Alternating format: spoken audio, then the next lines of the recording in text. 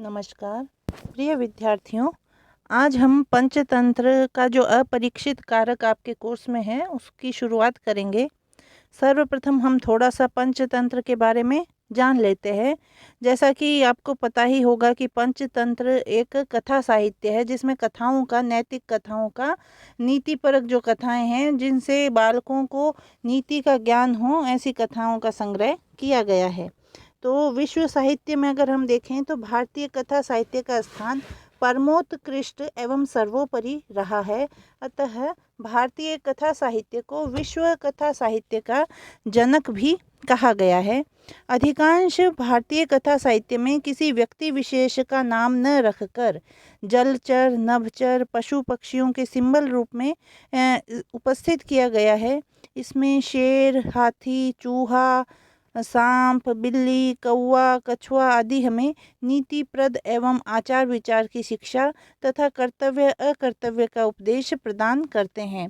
भारतीय संस्कृत कथा साहित्य माधुर्य, मनोहरता, भाव प्रवणता तथा उपदेश परक होने के कारण संसार के प्रायः समस्त साहित्य प्रेमी विद्वानों द्वारा प्रशंसित व समादृत हुआ है।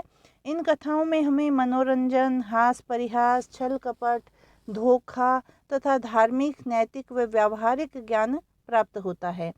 अगर हम इसके इतिहास में जाएं कि कथा साहित्य का प्रारंभ कहाँ से हुआ है, तो हमें ये कथा साहित्य वैदिक काल से जो वेद हैं उनमें हमें देखने को मिलता है। वेदों में जो ऋग्वेद में देवताओं की कुतिया, शर्मा एवं वणिकों का संवाद प्राप्त होता है। इसके पश्चात इसके बाद में ब्राह्मण ग्रंथों में हमें इन कथाओं का विस्तार प्राप्त होता है। उपनिषदों में भी ये मिलती है। तो यही पंचतंत्र की पशु पक्षी कथाओं का मूल बीज है। तो पशु पक्षी कथाओं का अत्यंत विकसित स्वरूप हमें महाभारत में प्राप्त होता है। महाभारत में श्वान कथा, हस्ती कछुआ कथा, मनु मत्स्य कथा तथा अन्य नीति कथाएं विद्यमान हैं, जिन्हें पशु कथाओं के प्रारंभिक काल का स्रोत मान सकते हैं। महाभारत में ही चालाक एवं धूर्त बिल्ली की कथा आती है, जिसकी धार्मिकता के आवरण से प्रवंचित मूषकों ने स्वयं को उसके सामने समर्पित कर दिया था। तो इसी प्रकार से आगे अगर बढ़ें तो तृतीय शताब्दी के भरहूत स्तूप पर भी पशु कथाओं के नाम अंकित हैं। इसी प्रकार लगभग 380 ईसा पूर्व में बौद्धों की जातक कथाएं विद्यमान थी। इन कथाओं में बोधिसत्व के मृग, वानर इत्यादि जन्मों की कथाएं हैं।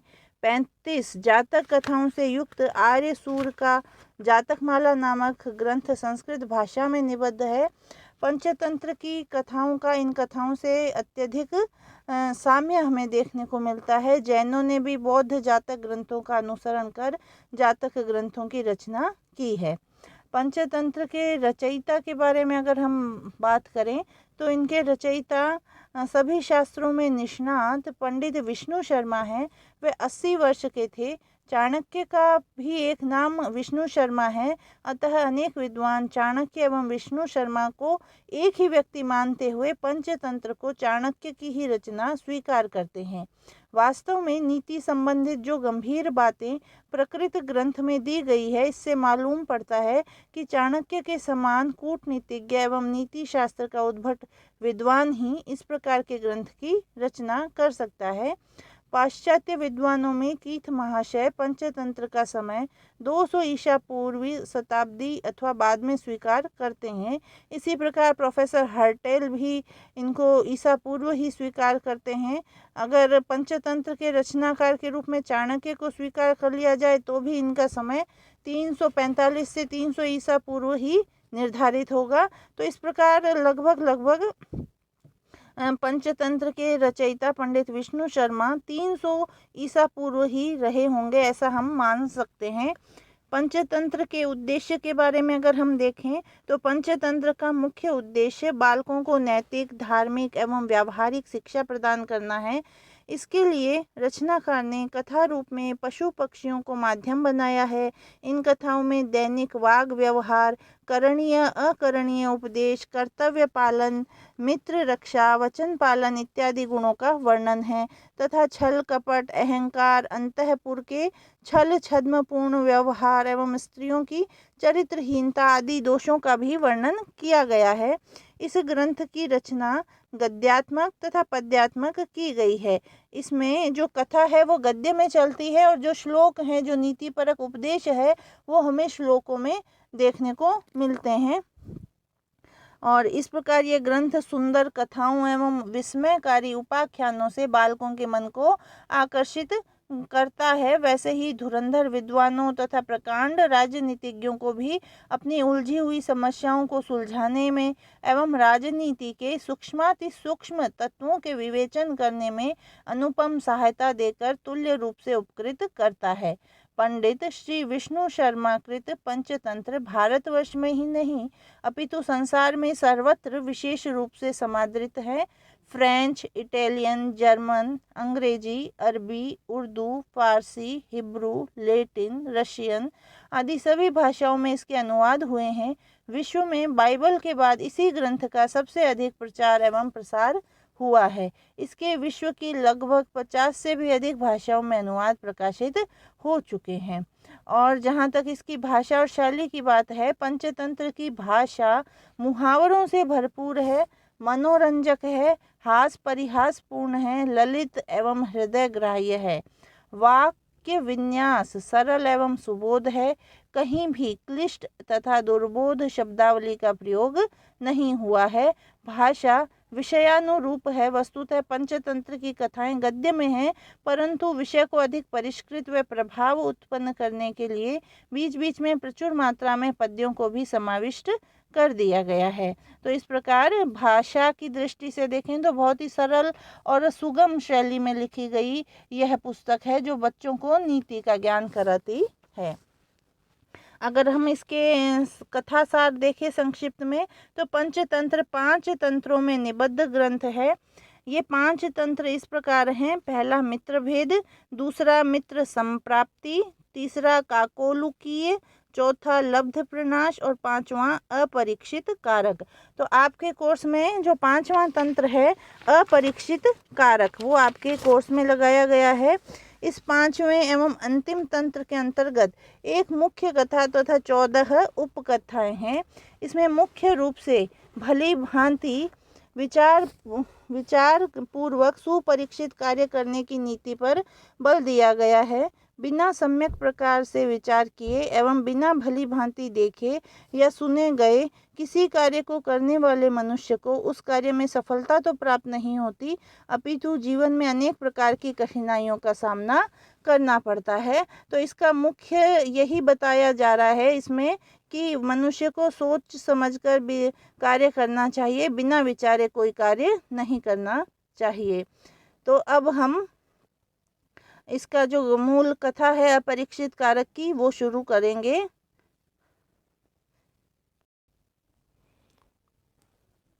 तो ये पंचतंत्र का अपरीक्षित कारक शुरुआत करते हैं हम। अथ इदम आरभ्यते अपरीक्षित कारकम नाम पंचम तंत्रम यस्य अयम आदिमः श्लोकः। अथ यानी अब, हे राजपुत्रों को, यहाँ वो विष्णु शर्मा ज्ञान देते हुए कह रहे हैं कि हे राजपुत्रों, अथ यानी अब, इदम आरभ्यते ये प्रारंभ किया जा रहा है, अपरीक्षित कारकम नाम पंचम तंत्रम। अपरीक्षित कारक नाम का जो 5वां तंत्र है पंचतंत्र का, वो प्रारंभ किया जा रहा है। यस्य अयम आदिमः श्लोकः, यस्य यानी जिसका, अयम यह, आदिमः श्लोकः पहला श्लोक है। कुदृष्टम कुपरिज्ञातम कुश्रुतम कुपरीक्षितम तन्नरेण न कर्तव्यम नापितेनात्र यत् कृतम।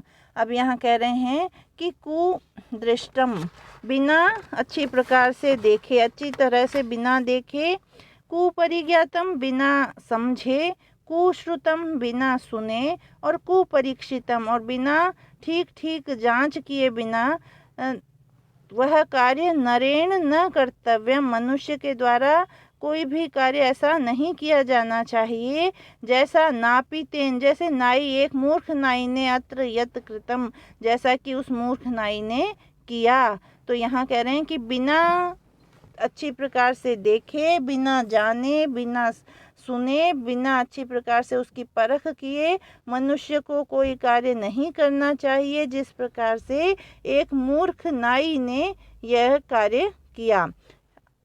आगे देखिए, तद यथा अनुश्रूयते। अब नाई की जो कथा है उसको बताते हुए कह रहे हैं कि तद यथा अनुश्रूयते, जैसी कि यह सुनी जाती है, पुराने लोगों से इस तरह सुना जाता है कि अस्ति दाक्षिणात्य जानपदे पाटलिपुत्रम नाम नगरम।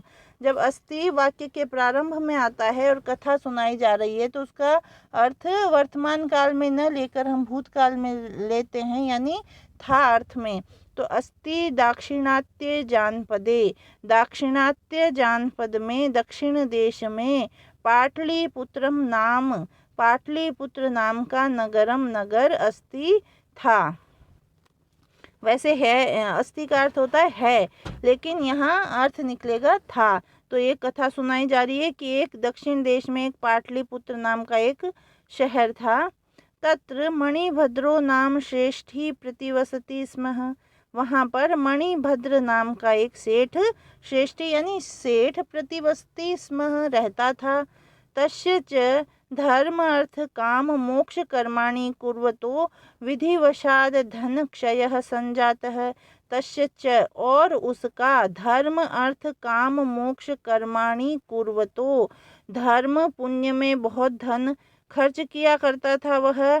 इस प्रकार से वो धर्म अर्थ काम और मोक्ष सभी प्रकार के कामों को करते हुए विधिवशात, विधिवश, देव संयोग से उस सेठ का जो धन क्षय है, धन का जो नाश है, वह संजात है, हो गया। तो एक बहुत ही धार्मिक कोटि का सेठ था जो धर्म अर्थ और काम मोक्ष, जो चार पुरुषार्थ माने गए हैं मनुष्य के लिए, उन चारों पुरुषार्थों की प्राप्ति में लगा रहता था, उनमें अपने धन को लगाता था और उसका विधिवशात उसके धन का क्षय, धन क्षय संजात है, धन का नाश हो गया। ततो विभव क्षयाद अपमान परंपरया परम विषादम गतः अथा अन्यदा रात्रौ सुतप्तश्चिंतितवान अहो धिगयम दरिद्रता उक्तम च। अब यहाँ कह रहे हैं कि एक दिन विभव क्षयाद अपमान परंपरया, तो उसको जो दुख हुआ धन के नष्ट हो जाने पे, उसका सभी जगह अपमान होने लगा। विभव क्षयाद, विभव के नष्ट हो जाने से, अपमान होने के कारण वह परम विषादम गत है, उसे बहुत अधिक दुख हुआ। अथ अन्यदा रात्रौ सुतप्तश्चिंतितवान, और उसने रात्रि में पलंग पर सोते सोते ही उसने मन में विचार किया कि अहो धिगयम दरिद्रता, यह दरिद्रता तो बहुत बुरी चीज है, इस दरिद्रता को धिक्कार है। उक्तम च, किसी ने ठीक ही कहा है। शीलम शौचम शांतिर दाक्षिण्यम मधुरता कुले जन्म न विराजन्ति ही सर्वे वित्त विहीनस्य पुरुषस्य। अब ये कह रहे हैं कि जो वित्त विहीन पुरुष है, धनहीन जो पुरुष है, उसके शील जो है, शौच यानी आचार और शौच, स्वच्छता, शांति, सहिष्णुता, दाक्षिण्यम, मधुरता और उच्च कुल में जो जन्म, ये जो सारे गुण हैं वो न विराजंती ही सर्वे, ये सारे गुण कभी भी शोभित एवं प्रशंसित नहीं होते हैं, क्योंकि धन के बिना सभी गुण व्यर्थ हैं। तो जो वित्त विहीन पुरुष है उसमें चाहे शील अच्छा हो, शौच हो, स्वच्छता हो, शांति हो, दाक्षिण्य हो, मधुरता हो, उच्च कुल में उसका चाहे जन्म हुआ हो, ये सारे गुण न विराजंती, शोभित नहीं होते, प्रशंसित नहीं होते। मानो वा दर्पो वा विज्ञानम विभ्रमः सुबुद्धिर्वा सर्वं प्रणश्यति समम वित्त विहीनो यदा पुरुषः। अब इसमें वही बता रहे हैं कि वित्त विहीनो यदा पुरुष है, यदा यानी जब मनुष्य का धन नष्ट हो जाता है तो उसी समय सर्वम प्रणश्यति समम, तो उसके साथ ही, उस धन के साथ ही उसके सारे क्या क्या नष्ट हो जाते हैं, मान, दर्प यानी अभिमान, विज्ञान विशिष्ट जो ज्ञान है वह भी नष्ट हो जाता है, और विभ्रम जो संभ्रम है, श्रेष्ठ सुबुद्धि है, ये सभी जो गुण हैं वो सारे गुण उस धन के साथ ही नष्ट हो जाते हैं। यानी उस मनुष्य में चाहे सभी गुण हों, लेकिन वो जैसे ही उस मनुष्य का धन नष्ट हो गया, समझो उसके ये सारे गुण भी नष्ट हो गए हैं। इस वीडियो में इतना ही देखेंगे। आगे के जो श्लोक हैं अब हम अगले वीडियो में देखेंगे। धन्यवाद।